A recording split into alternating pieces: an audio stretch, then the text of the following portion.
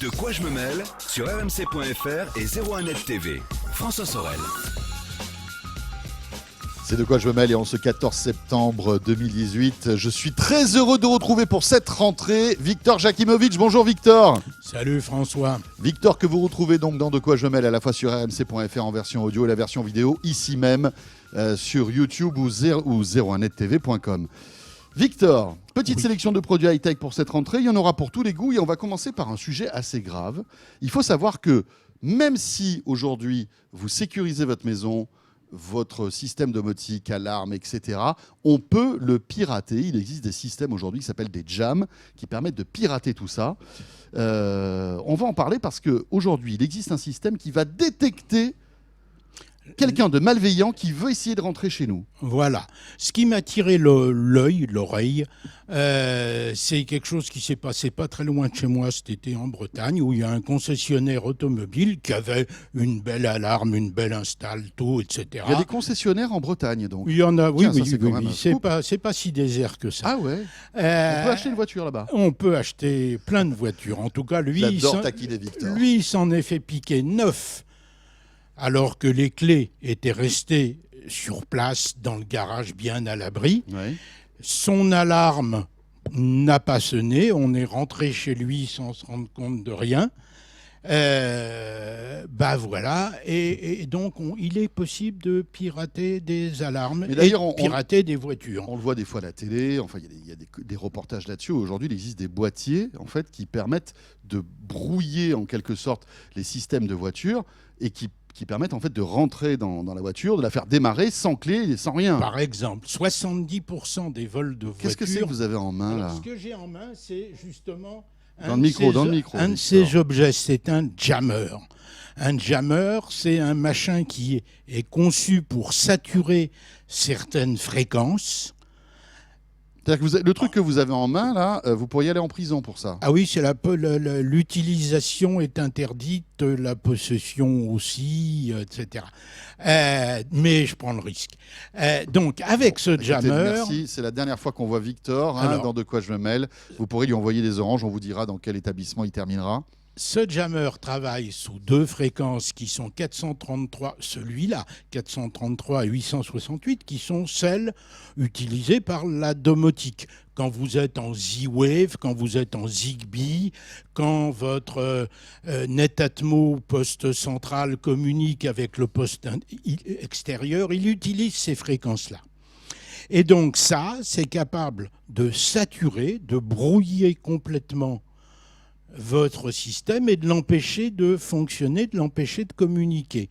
D'où un problème quand même non négligeable. Mais ça brouille et ça ouvre, ou ça ne fait que brouiller ?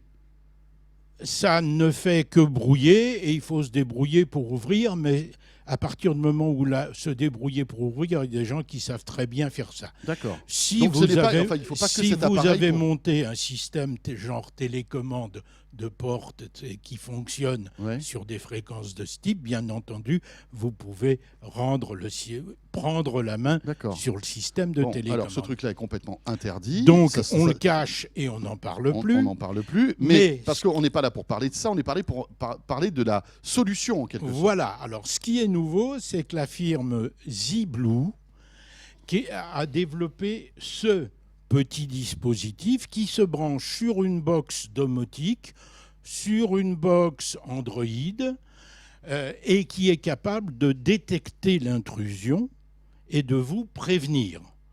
C'est-à-dire de détecter la tentative, tout au moins. Moi, je suis un cambrioleur, d'accord ? Ouais. J'ai cet appareil-là. Ouais. Je le mets en route. Ouais. D'accord ? Je commence à brouiller vos fréquences. Et ben ce truc-là qui est dans la maison détecte cette tentative, détecte cette intrusion. Et ça va sonner ? Et ça va vous envoyer par votre système domotique sur votre téléphone. Parce que c'est connecté à la box. Un mail ou un SMS. Oui, ça se connecte. Il y a une USB qui se connecte à la box. Mais est-ce que ça brouille pas le Wi-Fi, ça non plus ? Alors, sur la fréquence de 2 giga 4, on trouve des jammers sur tout un tas de fréquences. Un jammer, ça peut empêcher votre drone. Ça peut vous empêcher des informations GPS si on est sur les bonnes Ouais, en fait, fréquences. ça peut brouiller n'importe quoi. Hein, il y a des modèles, là j'en ai amené un petit à main, mais il y a des modèles qui relèvent du piano, avec des grandes orgues et avec 15 antennes et un bloc électrogène au cul pour donner un... Et là, Bon. ça brouille tout dans le quartier. Ça quoi. brille tout est plus loin. Les jammers, c'est ce qu'on a utilisé ou ce qu'on a voulu utiliser pour empêcher les communications téléphoniques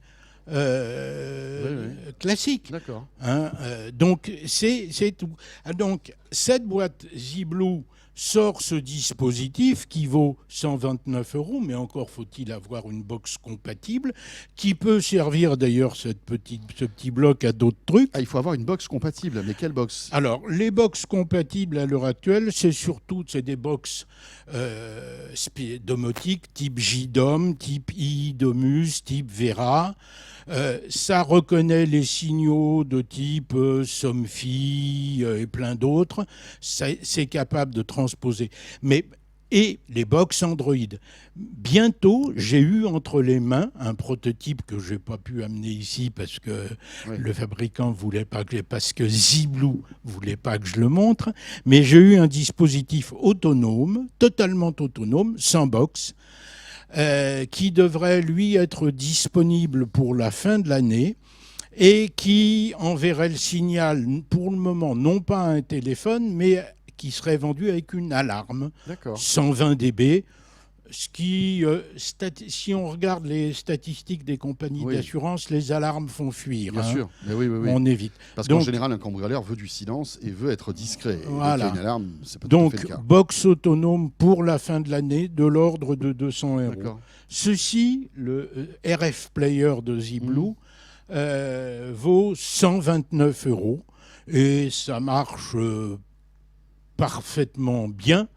À partir du moment où il capte un brouilleur, partir du moment il va se mettre en il route. capte ces fameux jammers. Mais c'est dingue ces trucs-là, parce qu'aujourd'hui, on peut, avec ces machins-là, on peut pirater des voitures. On peut faire c'est un vrai fléau. Hein. C'est dingue. C'est bien pour ça que la FNR interdit totalement l'usage, la possession, le machin.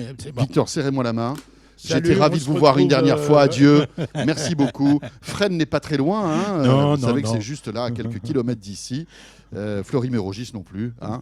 On viendra vous voir de temps en temps. Merci, on fera c'est des sympa. duplex Vous m'amènerez des oranges. depuis votre cellule. On va rester dans le vol, les amis, avec là encore un système, on va dire anti-vol pour les véhicules. Oui, un système anti-vol tout bête, tout simple. J'avais vu un proto il y a quelques 6 mois qui était basé sur un détecteur de mouvement. Celui-ci, qui est la série qui est sortie, c'est donc un truc qui se connecte à l'allume-cigare, qui donne 2 USB 1 ampère classique, Voilà. ce qui est bien pratique pour connecter le smartphone, etc., etc. Mais on a sur ce dispositif un capteur infrarouge passif, le même genre de capteur qui équipe les caméras ou les détecteurs dans les portes d'entrée. Oui. Et donc, si quelqu'un s'introduit dans votre voiture sans avoir préalablement appuyé sur le petit bouton de télécommande qui inhibe le système, quand quelqu'un rentre, il y a une alarme qui se déclenche. Une alarme sonore qui fait 110 dB, ce qui est pas mal. L'objet ne vide pas votre batterie parce qu'il a une batterie interne. Donc il se recharge que quand le moteur est allumé, en fait. Il se recharge quand le moteur est allumé. Et l'autonomie de la batterie interne est de l'ordre de 6 jours. En veille, ce qui est pas mal. C'est pas mal parce que finalement, ça nous évite d'installer des systèmes assez complexes d'alarme. Quelqu'un qui rentre dans la voiture le détectera assez facilement. Oui, mais ne serait-ce qu'en ouvrant la voiture va sonner, c'est ce que vous disiez tout à l'heure. Oui. Et déjà, ça va, on va dire, intimider pas mal de voleurs parce qu'ils vont être surpris. Ils ouvrent la porte, ça sonne. Il y a une alarme. Ils s'en vont. Alors après, s'ils cherchent, etc. Ils peuvent trouver. Voilà, mais ça peut sonner pendant quelques secondes et les effrayer. Alors ça, c'est fait par une boîte allemande qui s'appelle Technax, qui est un catalogue d'accessoires absolument gigantesque. Je vous engage à aller le voir. c'est le TX100 chez Tecnax. Ça vaut 30 à 40 euros Ouais, ça va. suivant, Bon, c'est pas très suivant cher, les hein. sites. Et puis C'est pas surtout, très cher. Ça fait un chargeur allume-cigare en plus. Ça fait un chargeur allume-cigare. Bon, et puis surtout, il n'y a pas d'installation, il n'y a pas de complexité. Donc, D'accord. un truc qui est tout à fait utile, bienvenu.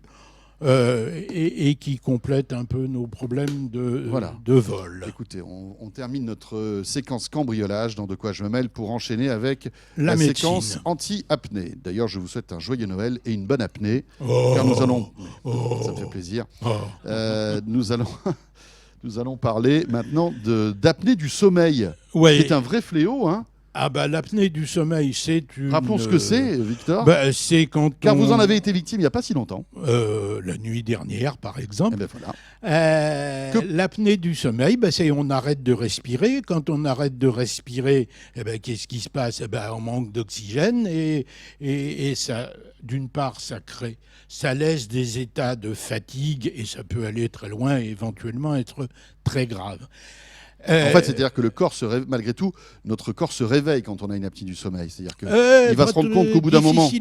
Difficilement, justement. Ah oui. Donc, j'ai trouvé ce petit bracelet, qui est un bracelet connecté qui ressemble à plein d'autres.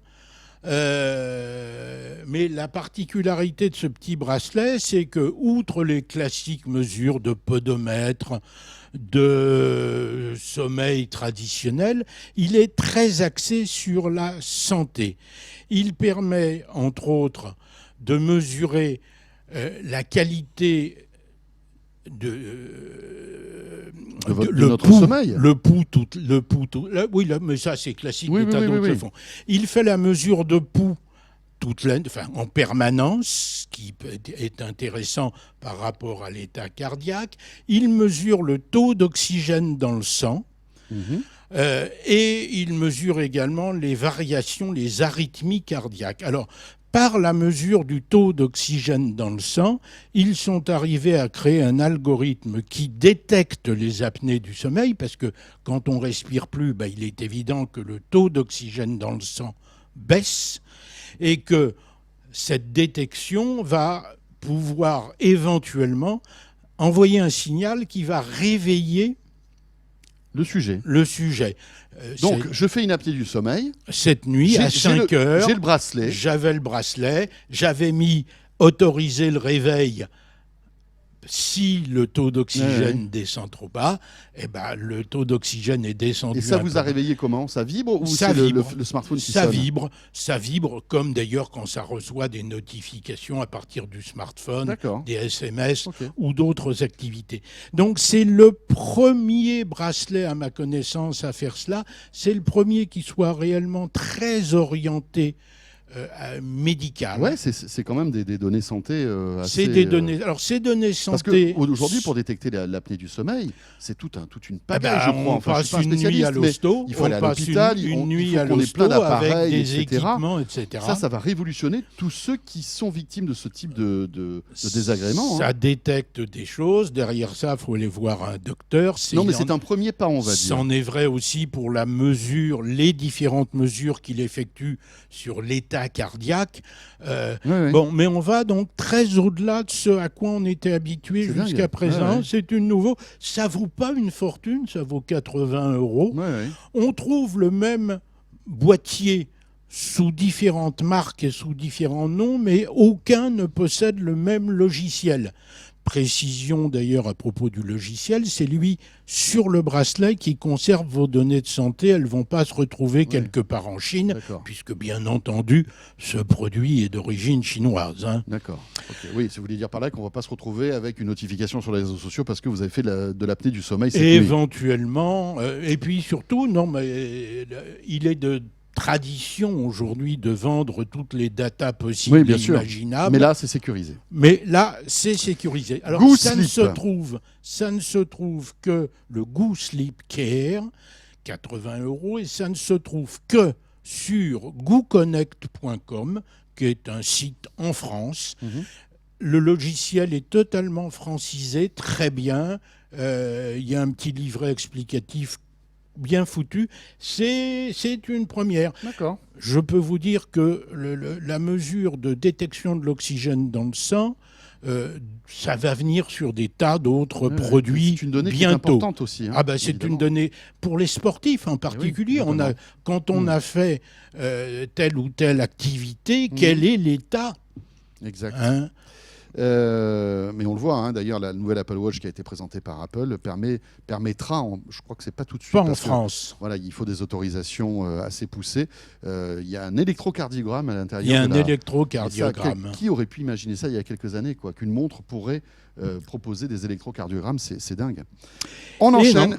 Avec JBL maintenant, donc là, bon, c'est un petit peu plus fun quand même. Oui, ça fait partie des produits qui ont loupé leur été. Ils ont loupé leur été parce pour l'année prochaine. Ils sont venus trop tard. Hein, ils sont venus au mois de celui-là est arrivé au mois d'août. Bon, c'est trop tard.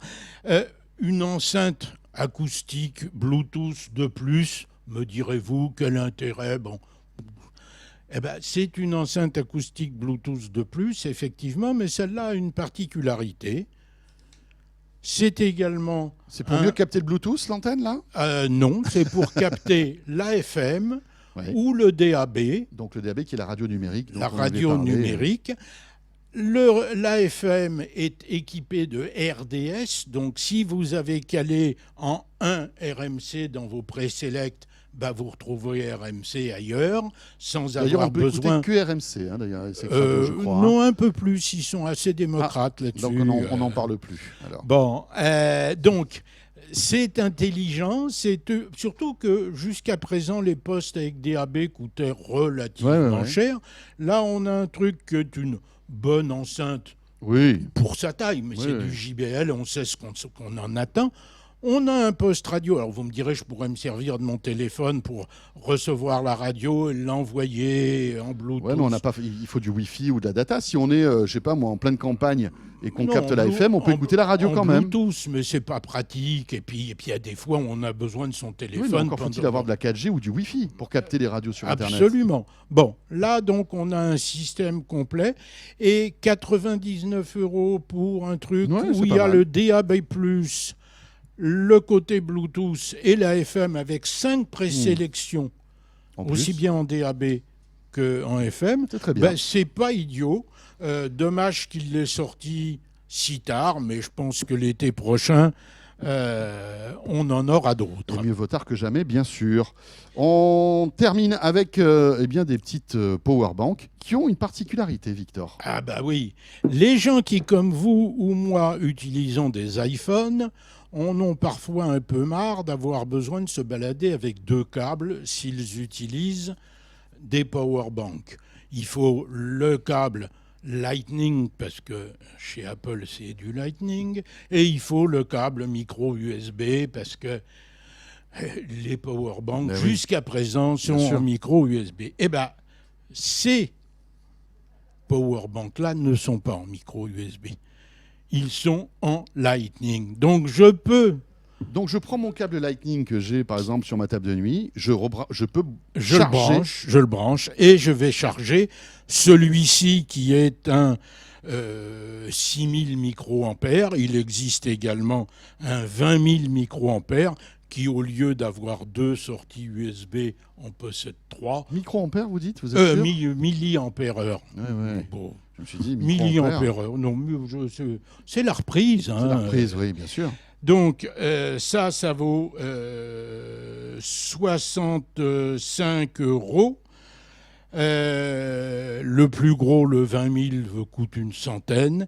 Et puis, il en existe un autre, toujours charge par le Lightning, mais fournissant également directement du Qi. D'accord. Pour recharger. Donc recharge par induction. Pour recharger par induction et possédant, qui plus est ici, un câble directement équipé en Lightning pour recharger son smartphone. Et celui-là existe à 80 et 100 €, grosso modo, pour 6 000 en ou 10 000 6 000 et 10 000 mAh. Bon, Ça aurait été bien, là aussi, qu'ils sortent avant les vacances, qu'on n'a pas idée de sortir ça au mois d'août. Cela dit, vous savez, on a de plus en plus besoin de ces trucs-là tout au long de l'année parce que, voilà, on est tellement sur nos smartphones, on n'a pas forcément une prise à côté. Mais plutôt plus en vacances dans Ouais, certains c'est clair, cas. c'est En vrai. tout cas, moi, je consomme plus en vacances. Merci Victor. Salut François. Vous nous direz dans quelle prison vous atterrirez avec ce truc-là. D'accord. Hein. Franchement, quelle honte. Franchement, Victor, c'est honteux tout ça. Je ne croyais pas que vous étiez capable de faire ce type de choses. Bon, ben voilà, écoutez, ce De quoi je me mêle est terminé. Merci de nous avoir suivis encore une fois. Votre rendez-vous tech du week-end revient bien sûr vendredi prochain. D'ici là, portez-vous bien et merci de nous suivre à la fois sur rmc.fr, sur 01net TV, sur YouTube. À la semaine prochaine. De quoi je me mêle sur rmc.fr et 01net TV.